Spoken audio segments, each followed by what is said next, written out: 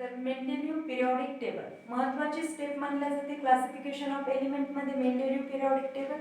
ठीक आहे.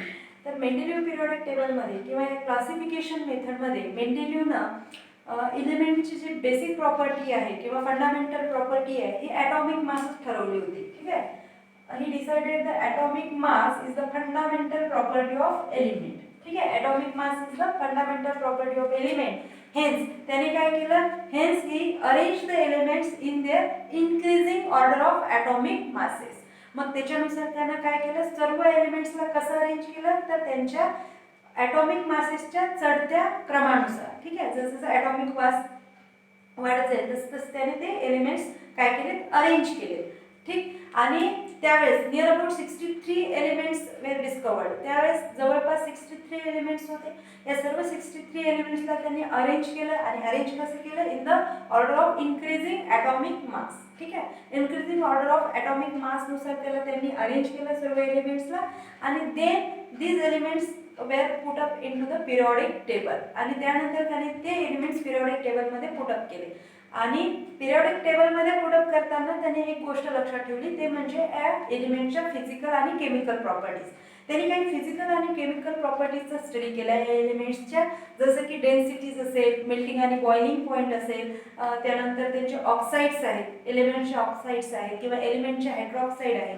तर याचा स्टडी केल्यानंतर त्याने हा पिरियॉडिक टेबल बनवला आणि त्या पिरियॉडिक टेबलमध्ये या मेंबर्सना किंवा या एलिमेंट्सला ठेवण्यात आले. तर या पिरियॉडिक टेबलमध्ये त्यांनी जे काही उभ्या लाईन्स होत्या हे ना व्हर्टिकल कॉलम्स होते, व्हर्टिकल कॉलम्स जे असतील त्याला काय म्हटलेलं? ग्रुप्स. तर जवळपास 8 ग्रुप्स होते मेंडेलिव्हच्या पिरियॉडिक टेबलमध्ये. ठीक आहे. व्हर्टिकल लाईन कॉलम्स किंवा लाईन्स म्हणजे हे आणि हॉरिझॉन्टल ज्या लाईन्स होत्या त्याला काय म्हटलेलं? पिरियड्स. ठीक आहे. जवळपास 12 पिरियड्स होते इनिशियली मेंडलच्या पिरियॉडिक टेबलमध्ये. तर vertical columns, group, horizontal lines are known as to be periods. ठीक आहे. आणि त्याच्यानुसार त्याने त्या एलिमेंटची मग मांडणी केली. तर आपण पाहूयात मेंडेलिव्हनं पिरियॉडिक टेबलमध्ये एलिमेंट्स कसे मांडलेले.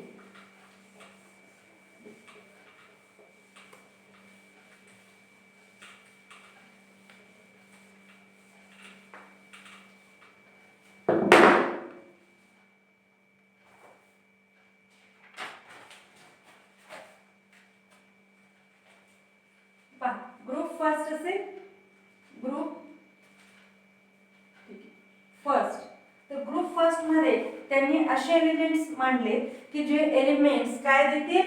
R2O ऑक्साइड्स देतील. R2O oxides. ठीक आहे. R2O ऑक्साइड्स फॉर्म करणारे जे एलिमेंट्स आहेत त्यांनी ग्रुप फर्स्ट मध्ये मांडले. ठीक आहे. ग्रुप फर्स्ट मध्ये. देन ग्रुप सेकंड मध्ये त्यांनी कुठले एलिमेंट्स मांडले? त्यांनी म्हटले RO ऑक्साइड्स फॉर्म करणारे एलिमेंट्स ग्रुप सेकंड मध्ये येतील. ग्रुप थर्ड मध्ये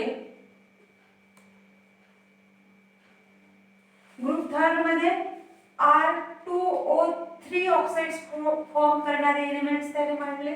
ग्रुप 4 मध्ये जे एलिमेंट्स आले ते कोणते आले? RO2 ऑक्साइड्स फॉर्म करणारे. ठीक आहे. आणि इथे हायड्राइड्स फॉर्म म्हणजे RH4 हायड्राइड्स फॉर्म करणारे सुद्धा एलिमेंट्स होते. RH4 हायड्राइड्स फॉर्म करणारे किंवा मग RO2 ऑक्साइड्स फॉर्म करणारे. ग्रुप 5 मध्ये RH3 हायड्राइड्स फॉर्म करणारे किंवा R2O5 ऑक्साइड्स फॉर्म करणारे एलिमेंट्स होते. ग्रुप 6 मध्ये RH2 हायड्राइड्स फॉर्म करणारे किंवा RO3 ऑक्साइड्स फॉर्म करणारे होते. आता फॉर एक्झाम्पल आणि ग्रुप 7. ठीक आहे. ग्रुप 7 मध्ये RH आणि R2O7 ऑक्साइड्स फॉर्म करणारे. तर ग्रुप 8 मध्ये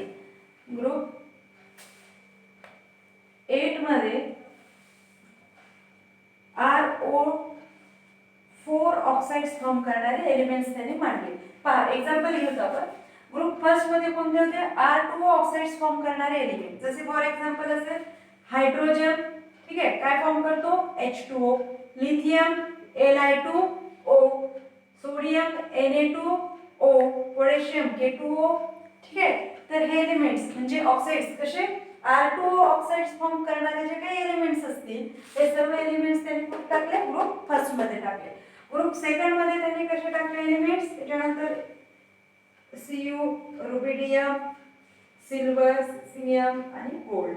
ठीक आहे, त्याच्यानंतर ग्रुप सेकंड मध्ये कोणते एलिमेंट्स होते जे RO ऑक्साइड्स फॉर्म करतील. फॉर एक्झाम्पल काय आहे, Be, बेरिलियम, BeO फॉर्म होतो, BeO फॉर्म होतो. त्याच्यानंतर Mgm, magnesium, MgO, magnesium oxide, calcium CaO, बरोबर आहे, कॅल्शियम CaO फॉर्म करतो. त्याच्यानंतर ZnO फॉर्म होतो, त्याच्यानंतर SrO फॉर्म होतो, CdO फॉर्म होतोय, BaO आणि HgO. तर RO ऑक्साइड्स फॉर्म करणारे एलिमेंट्स त्यांनी कुठे टाकले, ग्रुप सेकंड मध्ये. ग्रुप थर्ड मध्ये R2O3 टाइप ऑफ एलिमेंट्स, जसं की फॉर एक्झाम्पल आहे B2O3, Al2O3.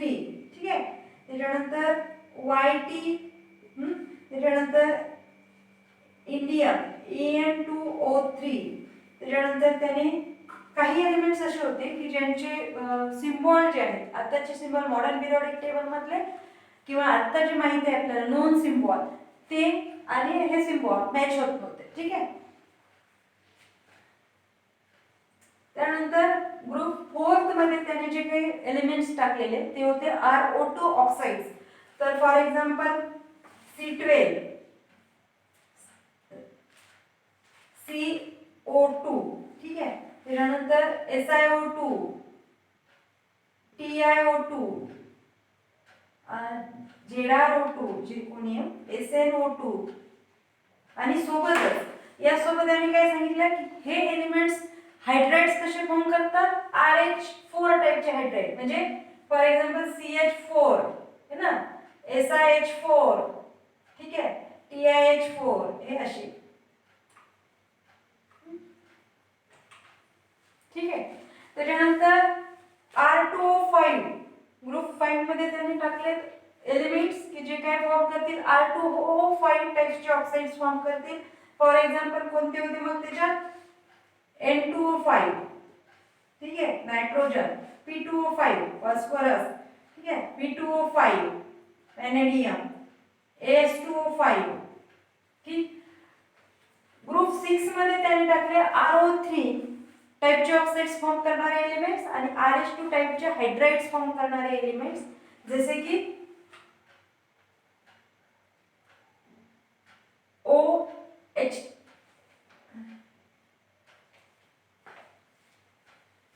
SO3, for example SO3, then CrO3, then SeO3 etcetera. ठीक आहे, ग्रुप 7 मध्ये त्याने जे एलिमेंट्स टाकले ते होते R2O7 ऑक्साइड्स फॉर्म करणारे किंवा मग RH टाइपचे हायड्राइड फॉर्म करणारे. फॉर एक्झाम्पल F2O7, ठीक आहे, किंवा Cl2O7, F2O7 किंवा मग HCl, HCl असेल किंवा HF असेल, HI असेल. तर अशा प्रकारचे हायड्राइड्स फॉर्म करणारे जे एलिमेंट्स होते ते ग्रुप 7 मध्ये टाकले. आणि ग्रुप 8 मध्ये त्याने टाकले RO टाइप फॉर्म करणारे ऑक्साइड्स. तर RO4 टाइपचे ऑक्साइड्स कोणते, जसे की OSO4 असेल हे एलिमेंट्स. ठीक आहे, OSF4 असेल किंवा NiO4 असेल. तर हे एलिमेंट्स त्यांनी कुठे टाकले, ग्रुप 8 मध्ये टाकले. तर हे लक्षात ठेवायचं आहे की ग्रुप फर्स्ट मध्ये मेंडेलिव्हचं पिरियोडिक टेबल शिकताना ग्रुप फर्स्ट मध्ये जे काही एलिमेंट्स आहेत त्यांचे ऑक्साइड्स कोणते असतात हे महत्त्वाचं आहे. आणि लक्षात ठेवायचं आहे की ग्रुप फर्स्ट मध्ये प्रेझेंट असणारे एलिमेंट्स R2O टाइपचे ऑक्साइड्स फॉर्म करतात. ग्रुप सेकंड मध्ये प्रेझेंट असणारे एलिमेंट्स RO टाइपचे ऑक्साइड्स फॉर्म करतात. ग्रुप 3 मध्ये प्रेझेंट असणारे जे एलिमेंट्स आहेत ते R2O3 टाइपचे ऑक्साइड्स फॉर्म करतात. ग्रुप 4 मध्ये प्रेझेंट असणारे एलिमेंट्स RO2 टाइपचे ऑक्साइड्स फॉर्म करतात किंवा RH4 टाइपचे हायड्राइड्स फॉर्म करतात. ग्रुप 5 मध्ये R2O5 ऑक्साइड्स फॉर्म होतील किंवा मग RH3 हायड्राइड्स फॉर्म होतात. ग्रुप 6 मध्ये जर एलिमेंट्स असतील तर ते RO3 टाईपचे ऑक्साइड्स फॉर्म करतील किंवा मग RH2 टाईपचे हायड्राइड्स फॉर्म करतील आणि ग्रुप 7 मधले R2O7 टाईपचे ऑक्साइड्स किंवा मग RH टाईपचे हायड्राइड्स फॉर्म करतात आणि ग्रुप 8 मधले जे एलिमेंट्स आहेत ते RO4 टाईपचे ऑक्साइड्स फॉर्म करतात। हे जो पॉइंट आहे तो लक्षात ठेवणं मस्ट आहे, ठीक आहे, की कोणते एलिमेंट्स कोणत्या ग्रुप मधले कोणते ऑक्साइड्स फॉर्म करतात, ठीक आहे, लक्षात ठेवणं मस्ट आहे। ओके, तर हे लक्षात ठेवणे यासाठी महत्त्वाचे आहे की जसे की काही प्रश्न असतात, म्हणजे फॉर एक्झाम्पल आहे की write the molecular formula of oxides, ठीक आहे, molecular formula of oxides of following elements by referring to the Mendeleev's periodic table. जसं तुम्हाला एक सोडियम, सिलिकॉन किंवा कॅल्शियम, कार्बन, रुबिडियम, फॉस्फरस वगैरे एलिमेंट्स दिलेले असतील आणि तुम्हाला सांगतील की या एलिमेंट्सचे ऑक्साइड्स फॉर्म्युला लिहा, ठीक आहे ना। समजा कार्बन दिलेला आहे तर कार्बनचा ऑक्साइड फॉर्म्युला काय बनेल ते सांगायचे तुम्हाला मेंडेलिव्ह पिरियोडिक टेबल नुसार। तर कार्बन आहे तर कार्बनचा ऑक्साइड फॉर्म्युला काय बनेल RO2 टाइप CO2 बनेल, ठीक आहे। तर ह्या गोष्टी आपल्याला लक्षात राहिल्या पाहिजे, त्यासाठी मेंडेलिव्ह पिरियोडिक टेबल सुद्धा लक्षात राहणं मस्त आहे की कोणत्या ग्रुपमध्ये कोणते ऑक्साइड्स फॉर्म होतात। तर अशा प्रकारचे छोटे मोठे प्रश्न येऊ शकतात, ठीक आहे। त्याच्यानंतर मेरिट्स ऑफ मेंडेलिव्ह पिरियोडिक टेबल। तर मेंडेलिव्ह पिरियोडिक टेबलचं मेरिट्स काय होते, ठीक आहे, ॲडव्हान्टेजेस काय होते मेंडेलिव्हच्या पिरियोडिक टेबलचे। तर मेंडेलिव्हच्या पिरियोडिक टेबलचे ॲडव्हान्टेजेस असे होते की त्याने काय केलेलं, रिवाइज केलं होतं मोलार, जे आपण ॲटॉमिक मास म्हणतो, ॲटॉमिक मासला त्याने काय केलं, रिवाइज केलं। रिवाइज केलं म्हणजे काय केलं पहा,